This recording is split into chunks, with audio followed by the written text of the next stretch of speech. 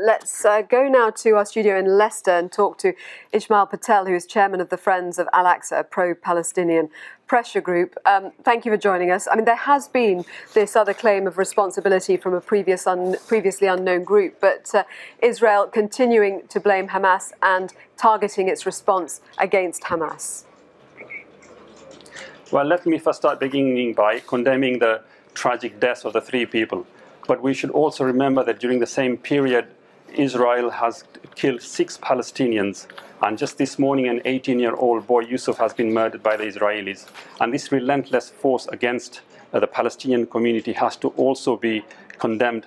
And we, the international community, should rise up against taking sides on this. This cycle of violence must stop, and we must bring the 2 sides to the negotiation table.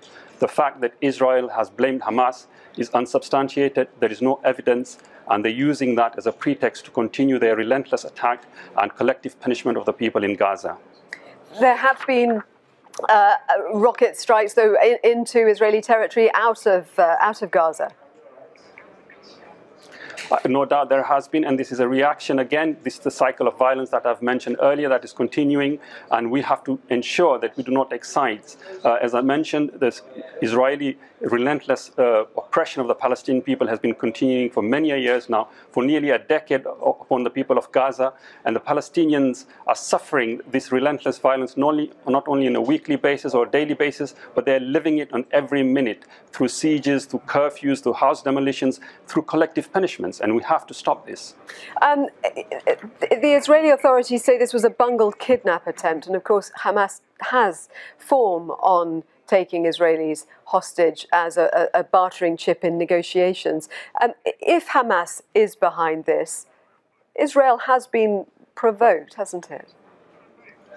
Hamas has never taken responsibility for the kidnapping of these 3 children, and Hamas has, in the previous, when they have kidnapped one Israeli, Gilad Shalit, they took responsibility for that. And therefore we are here hearing the Israeli version of the fact that Hamas should take responsibility when Hamas is categorically refused. We should also take into account the fact that the kidnapping took place in West Bank, and Israel is now attacking Gaza, and people of Gaza, those of us who know, are not capable of entering the West Bank at all. They're separated through a geographical barrier. I hear that you're calling for restraint on both sides. What are your concerns about how much this could escalate and what the consequences could be? Of course, what would happen is the cycle of violence could be perpetuated, and it would carry on and will give further pretext for Israel for its relentless violence against the Palestinians and carry on further killings and murders of the Palestinians, and will be further away from peace and reconciliations between the 2 groups. We have to make sure that we stop this condemnation of pointing a finger to one group of people and bring both of them together to a negotiation table so that we have justice and peace in the region. Ismail Patel, the chairman of the Friends of Al-Aqsa group, thank you very much for joining us.